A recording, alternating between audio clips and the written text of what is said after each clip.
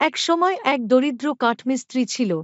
সে বনে কাঠ কাটতে প্রতিদিন কঠোর পরিশ্রম করত। একদিন নদীর ধারে গাছ কাটতে গিয়ে তার হাত থেকে কুড়াল ছিটকে পড়ে পানিতে। কাঠমিস্ত্রি ধ্বংস হয়ে গিয়েছিল, কারণ কুঠারই ছিল তার জীবিকা অর্জনের একমাত্র উপায়। তিনি যখন নদীর ধারে দাঁড়িয়ে তার ক্ষতির জন্য বিলাপ করতেন, তখন একটি পরী বা জাদুকরী প্রাণী দেখা দেয়। পরী তার কুঠার উদ্ধারের জন্য নদীতে ডুব দিয়ে তাকে সাহায্য করার প্রস্তাব দেয়। পরী প্রথমে একটি সোনার কুড়াল, তারপর একটি রূপোর কুড়াল এবং অবশেষে কাঠ কাটার নিজের লোহার কুড়াল নিয়ে আসে।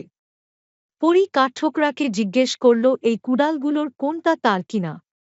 কাঠমিস্ত্রি সৎ হয়ে বলল, না, এগুলোর কোনটাই আমার নয়। আমার কুঠারটা লোহার। তার সততায় মুগ্ধ হয়ে পরী তাকে তার নিজের লোহার কুড়াল ছাড়াও সোনার ও রৌপ্য কুড়াল দিয়ে পুরস্কৃত করে। কাঠ কাটার ৩টি কুড়াল নিয়ে বাড়ি ফিরেছিল এবং তার নতুন সম্পদ তাকে আরামে বসবাস করতে দেয়।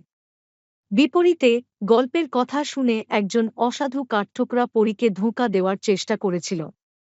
যখন তার কুড়াল নদীতে পড়ে যায়, তখন তিনি সোনার বা রৌপ্য কুড়ালটি তার বলে দাবি করেন, সোনার ও রূপার কুড়াল দুটি পাওয়ার আশায়।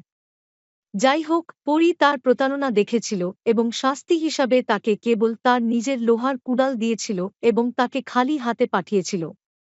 গল্পটি সততার গুরুত্ব এবং সত্যবাদী হওয়ার ফলে পাওয়া পুরস্কারগুলিকে বোঝায়, পাশাপাশি প্রতারণার পরিণতিও দেখায়।